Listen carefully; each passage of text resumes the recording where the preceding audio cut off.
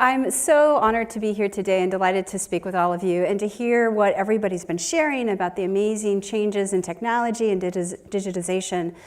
And really thinking about those from my perspective as the space around us, right? So how many people here live, work, or play in the city of Los Angeles? A few of you. Welcome to officially welcome to the city of Los Angeles to the rest of you.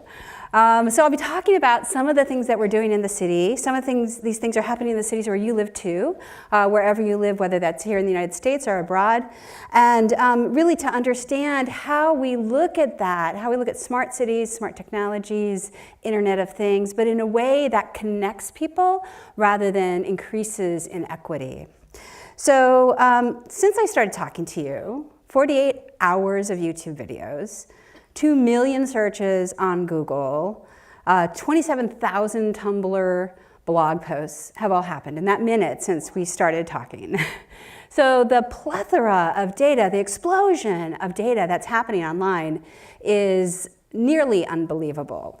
You know, we think of it from an individual perspective or from a corporate perspective or from a city perspective, and we think about, you know, how many likes we get and how much influence we have and what our sentiment analysis is.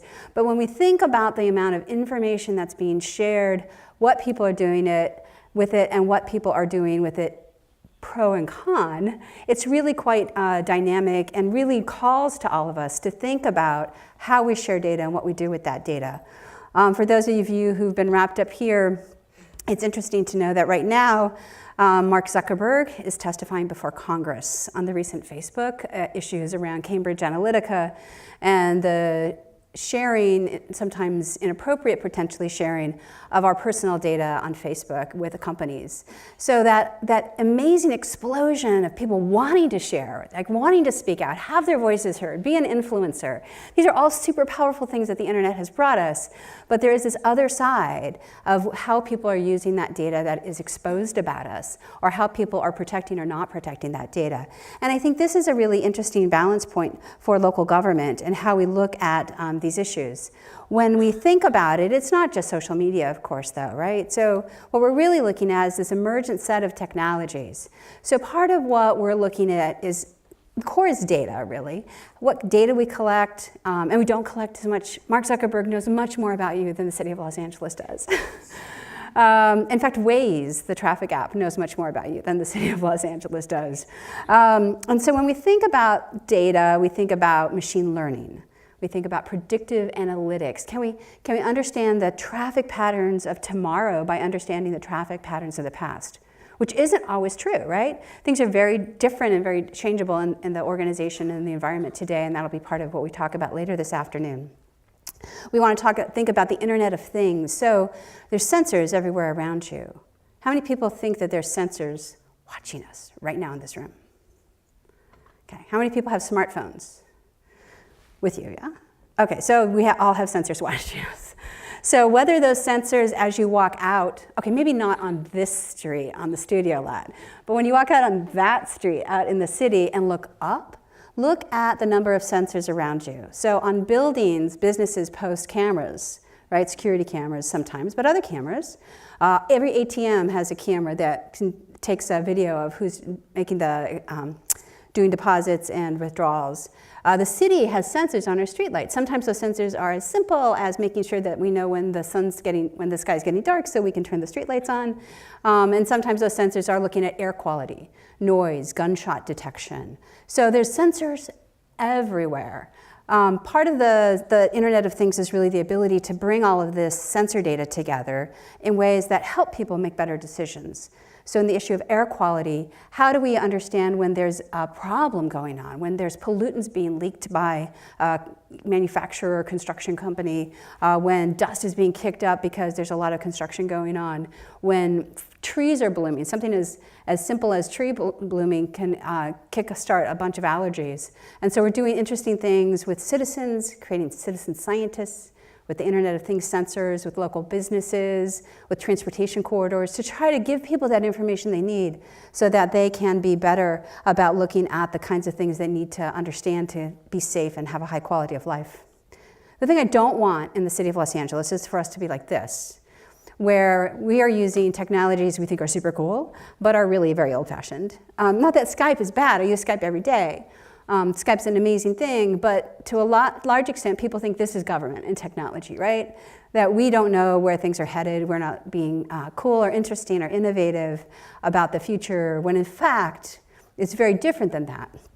In fact, what we're looking at is the fact that we're really designing a smart city, and we're doing that in partnership with companies like Avasant, with companies like the telecommunication providers, with education partners, with people all over the city. 4 million people live in a city of 500 square miles. 500,000 businesses find their homes in the city of Los Angeles. And so what we want to do is make sure that all those people are part of making the city a better place to live. So one of the ways in which we do that is kind of co-creating a city. Does anybody recognize this?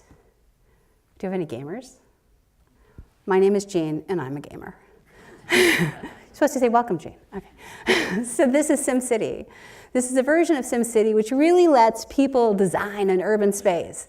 Okay, whether or not it's practical to have a roller coaster going down the central street of the city, I think it's pretty darn cool. And so the idea is, how are people creating these virtual spaces in ways that they think is a very interesting, energetic kind of city to live in? And how are we as a city learning from some of these simulation tools? Obviously, this is not necessarily how our city is going to look, but the kinds of things that people want to introduce into the urban space, want to introduce into the urban environment, whether that's looking through augmented reality, virtual reality, modeling and simulation, gaming platforms, we're really interested to see how people can dream the future of the city together and how we can think differently, completely differently about the city of the future. There's also some great partnerships with Hollywood. Anyone recognize this one? Yes, Blade Runner. I'm glad. Thank you very much for participating today. So Blade Runner, not perhaps the most optimistic view of the future of LA in 2049, but this is a really interesting way of looking at one view of how urban spaces could be. So we have autonomous airborne vehicles. We have, sort of pedestrian traffic in the middle of all of that. We have air quality issues. We have densification. This is a way that maybe city planning goes a little bit awry. And so it's also a way, though, for us to learn at how people could model and think about the future. In this case, maybe a future we don't want to go to, maybe isn't the highest quality of life for the future of Los Angeles. So when we walk out into that space that we have today, what do we have today? We have sensors, as I mentioned, all over the city. We have sensors on our streetlights. We have 200,000 streetlights in the city of Los Angeles. It's kind of crazy, but actually our streetlights are one of our most valuable assets. As telecommunication companies are looking at doing the 5th generation of telecom. So right now you have 3G, if you look at the top of your smartphone, 3G and 4G sometimes. When you're on a 3G network, you know it's really bad. So soon you'll have 5G.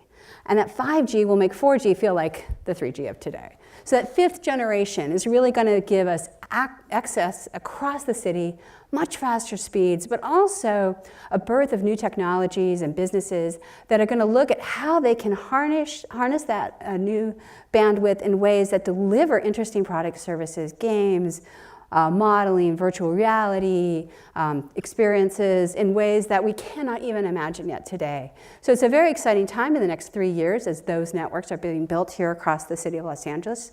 We'll be one of the first 5G cities, joining a few others around the country, and so we're really excited about that and the partnerships that are making that possible. At the heart of all of this is our ability to collect data. So data about where our street sweepers go, how many parking tickets get issued, I know, and I'm sorry. How many citizens we have, how many services we're giving to homeless residents, how many children are being educated in LA Unified School District, 650,000. And so all of this data gets collected and managed, and we share the vast majority of this data on our open data portal. So this is one of the projects that I worked on at the White House for President Obama, was building the open data portal for the US government called data.gov. And data.gov, as the City of Los Angeles open data portal, provides thousands of open data sets that businesses and entrepreneurs and citizens can look at to understand how things are happening around the city, how things are happening around the country, and hold the government both accountable for giving the kinds of services we say we're giving, but also transparent in the delivery of those services. And part of that transparency also shows up in our ability to do this with maps. So we have a second service called the GeoHub. So this lets us take maps and layer them on top of each other.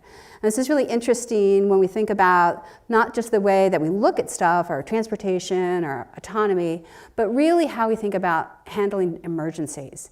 So we recently had fires here in Los Angeles, and those fires affected different areas of the city, different kinds of things. So one was in Bel Air on the west side, one was out in the valley, and then there was a whole slew of fires that just joined together and ravaged Santa Barbara County just to the north. And the idea was, if we can take maps that we have today, so we have a map of city streets, we have maps of fire stations, we have maps of city assets, we have maps of population centers. We also have maps of vulnerable populations. So we know where the homeless encampments are at the city of Los Angeles. We also, and so there's a particularly vulnerable population. They don't have cars mostly. It's hard for them to get out and evacuate. They don't necessarily have the easiest communication mechanism, so they don't always get the latest news. We look at places where there's senior centers for our elderly population, where there are homes where people are being cared for.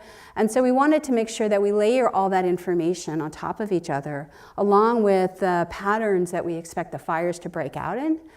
And that sometimes has additional layers of like wind data. So fires are often spread fast by high winds, and we did have some high winds during that time. And so the question is, how do we put all this together to get our first responders out to save the maximum number of people, to minimize property damage, and to make sure that people are safe and secure, and that they know what to do, both before, during, and after an emergency. One of the ways that we also make sure that people get connected is through a service called 311. So I'm sure you've all heard of 911, right? We've all had that grilled into us in an emergency. But what happens when it's not an emergency? So when you see something broken in the city, or something's really bugging you, or you just want to call up and complain, I oversee the management of 311. So 311, just like 911, is a really simple 3-digit dial. It's a free service. It's a free call. So even if you don't have an active data plan, just like a 911 call goes through, a 311 call goes through as well. I have a staff of operators, as well as this amazing mobile app that lets you take a picture of graffiti and report it. Within 24 hours, we'll have a crew out there to remove it. Is there a pothole in the street? 48 hours for a pothole to get fixed. Is there something else in the city? Somebody abandoned a couch, illegal dumping, trash not get picked up, dead animal in the roadway. All these things that just kind of annoy you in the city, we're there to help. And the way to do that is either to snap a picture with your mobile app, or to be able to call up the city and be able to get that support. So that's one of the services where we take a lot of data and we map it. And we can look at that and we're transparent about it because we want to make sure we're equitable. Part of the rise of the smart city is a city that looks across the digital divide. So we're sitting here, we have free Wi-Fi on Avasant, we are enabled with our smartphones or laptops, and yet there are people not very far away from here in South LA, Watts, Wilmington, Pacoima, areas of the city that are severely disconnected, where people don't have access to those kinds of services, and where we want to make sure we get out the information as well. The other thing we're looking at is the fact that, and we were just talking about this at the break, is the fact that people are not all texters, they're not all writers, they're not all apps. Now with the inclusion of Alexa in everybody's home, I find it a little bit intrusive, but I know people are super addicted. I have friends who have like 5 Alexa Echo devices in their home. So we've done a lot at the city, and we were the first city to put services up on Alexa so that you can say what's happening in the city of Los Angeles. And our great Channel 35 crew will be online to be telling you the kinds of events that are happening. We also have how to pay my parking ticket and more services. So as people are asking information, we make that available in a conversational way. That's really interesting when we start thinking about slightly disconnected populations. So yeah, maybe all of us have an Echo at home, but what's interesting is when we work with our elderly population. So we have a department on aging at the city, and we just recently had a big workshop on aging into the future. And one of the things in conversations with some of our elderly residents was people were saying, Alexa is my new best friend, which is a little disquieting and a little intriguing at the same time. So Alexa is just an artificial intelligent chat agent, a vocal chat agent, But what it means is that I can say conversational things and say, play my favorite music, and Alexa knows what that is, right? And I can say these things in ways that I don't have to be as technologically savvy. I don't have to be as dexterous in texting. I don't have to know the latest technology. I just need to know how to phrase my question. And it means that these new artificial agents, this use of artificial intelligence is giving us the ability to have further independence further on in life. This, combined with autonomous vehicles, is going to make a huge difference for our elderly population, as well as others. Another app that we have that's super popular is called GoLA. So I'm a huge Waze addict. I just freely admit that. Anybody who lives in Los Angeles has their favorite traffic app to try to get around. GoLA looks at traffic slightly differently. So yeah, it'll tell you the fastest way to get across the city, but it will also tell you the cheapest way. For a lot of our residents, that's more important than the fastest way. So often that's a combination of bike share, walking, public transportation, if they don't have a car. And it'll also show you the greenest way. So some people are really interested in sort of like what's the most environmentally friendly way to get across the city. And we integrate with lots of different things. So the metro bike share, metro transportation, train, light rail, and also Lyft and Uber. So we look at the car sharing service, ride sharing services as well. And so this is another way that we start to pull all of this data from different kinds of traffic services together. In doing this, we realized it was really important for us as a smart city to share back to these organizations as well. So we actually do data sharing with Waze, for example, and Google Maps. And that what we do is we say, oh, there's a big event coming up, Infinity War's coming up, I'm super excited. Ready Player One, I loved that movie here at Warner Brothers, I'll pitch that one. And so we had a big grand opening event in Hollywood, right? Closed down streets, we actually closed down streets for a couple of days as we set up all the sort of cool VIP red carpet stuff.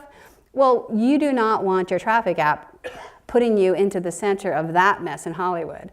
And so we let Waze and others know in advance all these kinds of street festivals and traffic issues and closures and road construction so that they can plan ahead and make sure that all of us just keep flowing on our way. And this is really leading us to autonomy. So how many people, has anyone ever been in an autonomous vehicle, self-driving car?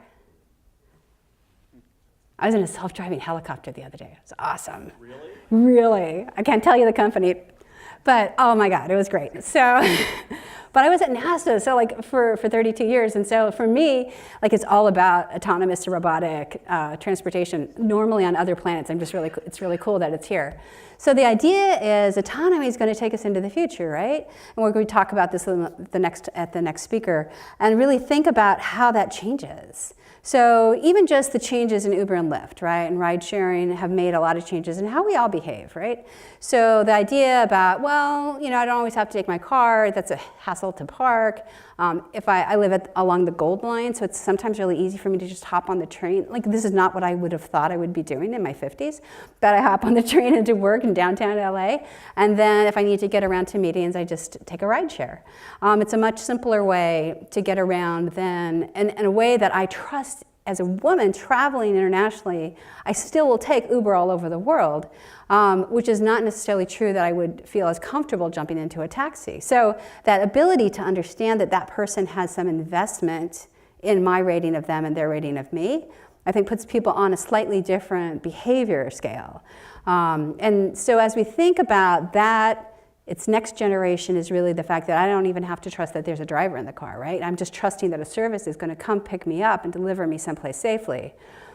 We've started doing studies at the City of Los Angeles. Just on April 2nd, we was the first ability for autonomous vehicles to drive on the streets in California.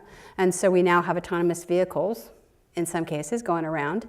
And what we look at is, one, safety, but two, also the idea of the experience. Like, how are people going in those cars? Are they coming in many groups? Are they going individually? When you're in the car, are you sort of focused on what you're doing? Is it like you're on teleconferences? Are you on your computer working? And so we think about it not just as the change from driving to not driving, but the change that autonomy brings and the freedom that gives us to change the whole experience of transportation.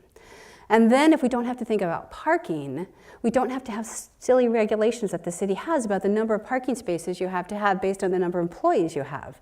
Now we can change that up, and we have changed it up to say, you don't have to say you're going to let everybody park. What you have to say is you're going to find ways to get people to decrease the amount of trips daily. And that could be lots of different kinds of incentives. And I think that's a really creative way of trying to switch the conversation from one where the city knows to one where we let companies and individuals make decisions that sort of, and we say, look, our end goal is to decrease, the air pollution in the city and decrease the use of individual transportation. Let's be part of this team together. I saw at the beginning that many of you are visitors to Los Angeles. So if you have not yet experienced your first earthquake, I hope you won't experience it on this trip. But we did have a shaker just a few days ago. And when that happened, an interesting thing happened. So where do you guys, when there's an earthquake, for those of you who've been in an earthquake, when there's an earthquake, where do you first go for information? Twitter, right? It's fast. So I had this bizarre experience where I was in my office, the building was shaking, it was quite noisy, and 5 people ran into my office and said, "What's happening?" And the reason they did that is because we're currently in beta test with a new earthquake early warning app. And I have it on my phone, but we haven't opened it up to a lot of people yet. And I said, it's a 5.6 in the Channel Islands. Because I was able to get 1 to 2 minutes warning that the earthquake was coming. So what's happening now is the U.S. Geological Survey has sensors all up and down the West Coast. And those sensors are able to detect when the ground shaking starts. So ground waves take a little longer than the ability for us to initiate a signal across the airwaves. So we initiate that signal, get it out, triangulate it quickly, and then we can tell any individual how strong the shaking is going to be where they are located right there in comparison to ground zero. So this is an amazing thing. And it may not sound like a lot, 1 or 2 minutes warning. But that would give us enough time to get to the edges of the room, get under a doorway, potentially leave the building. It would be a surgeon could stop surgery and stabilize their patient. It means our firehouses could automatically lift the firehouse doors, because not only are we able to get this out to a mobile app and a push notification to your phones, but we're also able to get this machine to machine. We can bring elevators to the ground floor. We can send a public announcement service out to our school children to help them get into a safer position. So this is a game changer. This kind of ability to do predictive, and in this case actually just early warning, can be dramatic in helping to save lives. And of course, we have an amazing function coming up. You might have heard of it. It's called the Olympics. Third time's the charm here in Los Angeles. So 2028, we'll be hosting the LA Olympics. And we're doing amazing things to try to really transform the city around autonomy, around the way people are changing their behavior in cities, to really make this an amazing experience. So I had the great luck of being a student volunteer at UCLA for the '84 Olympics. It was crazy, not just having the Olympics here, which was awesome, but the idea that the city changed. So traffic was non-existent. Like, companies really made a lot of changes because we knew it was a 2-week focused effort. People went to a 980 work week or a 4-day work week. Companies staggered their times. People allowed workers to work from home. It was an amazing transformation of the city around an event. And we're seeing that now as we have a 10-year build-up to the next Olympics. The ability of a smart city to really think about how we want to transform ourselves and have a motivating factor to really be a crescendo to that transformation. And part of what we did, if you recall, there was like this whole little brouhaha between Paris and LA and who was going to get the '24 Olympics. And then the Olympic Committee decided to award us both.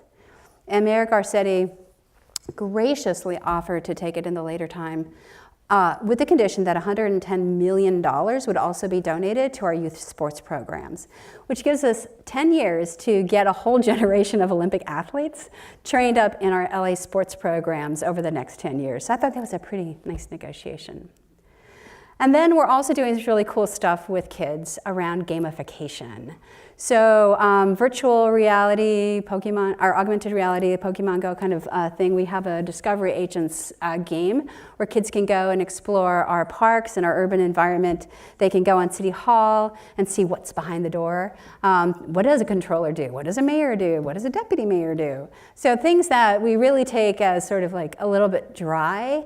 We've really found an interesting way to gamify that and have kids really engaged with understanding nature, understanding their city government, understanding the world around them, and then also to start to create citizen scientists out of them. So our next game that we're working on is climate discovery, where kids are going to be going into the environment and actually taking temperature measurements so that we can, on days today, like it's particularly warm, we're working with kids, we'll be working with kids to figure out ways of helping them be able to do this in their environment. But all of this sounds great, but in fact, it's no secret that LA has its own share of problems, like any big city, in fact, like any city.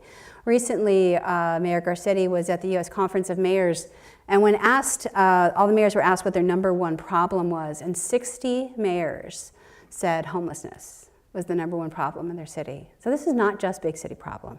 It's not just a coastal city problem. It's not just a southern city problem. This is a problem everywhere. And so when we think about that, how can a smart city, how can we call ourselves a smart city when there's this inequity that we have?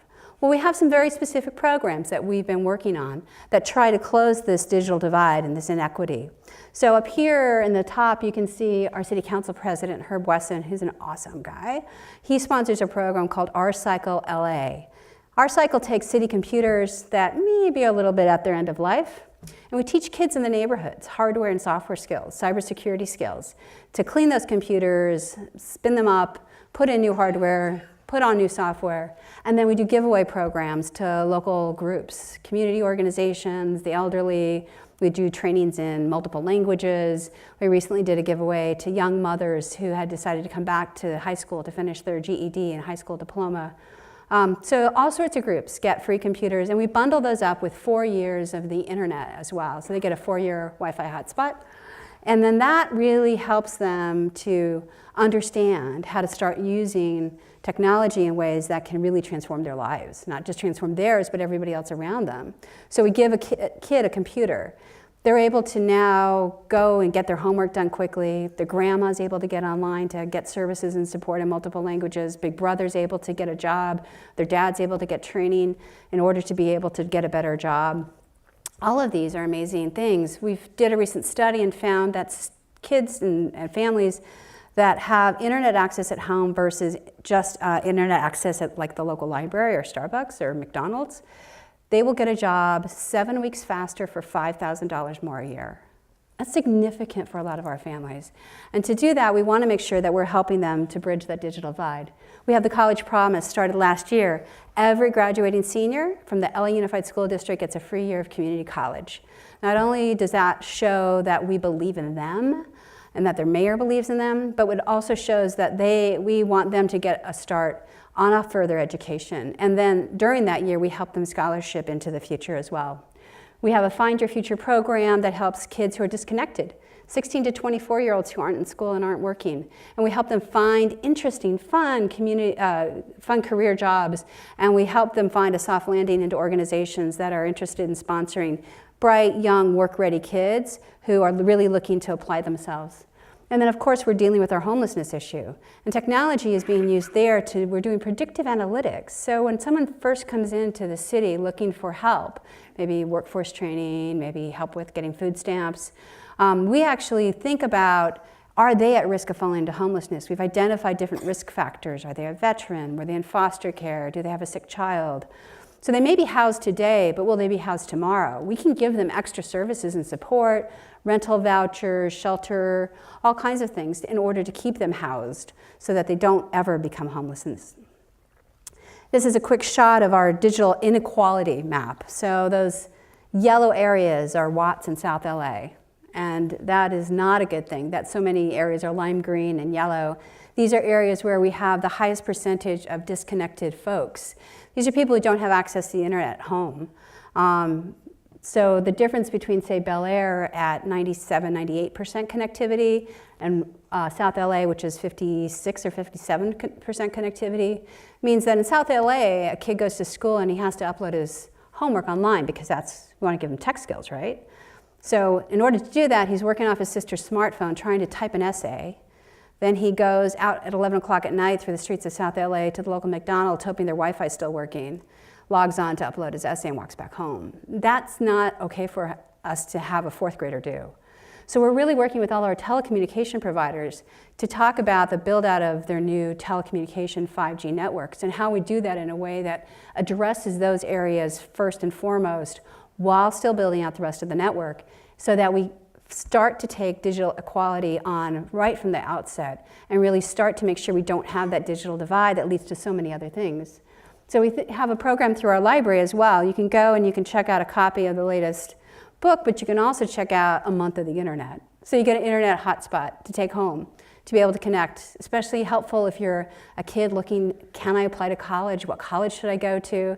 If you're a mom looking for help for, where can I get healthy food for my kids? If you're a dad looking to get a new job, all of these are really important things where just a little bit of help makes a huge difference. And we are also part of the UN Sustainable Development Goals. So I'm proudly wearing both my Avasant Foundation pin today, but also my Sustainable Development pin. The Sustainable Development Goals are a set of 17 goals that we are committed to, as are 146 countries around the world and a growing number of cities. These are things like ending poverty, the first goal, ending hunger, making sure that we have digital, gender equity, that we work together as a community to have sustainable cities. These 17 goals are really normally only reached to by nations, but really, as a city, we feel that we have an obligation to all 4 million Angelenos to be part of this effort, to really understand how we can talk coherently about poverty in a way that changes the conversation. LA County is the most impoverished county in the country. 25% of Angelenos live in poverty. And we need to figure out a different way of having this conversation so that we can pull all the different kinds of services, nonprofit, community-based organization, faith-based organizations, city, county, state, federal, together to be able to make sure we help lift those people out of poverty and we help them lift themselves. And then part of what we're really doing is trying to connect to the community that does this. So we have a local group from Code for America. Our group is called Hack for LA.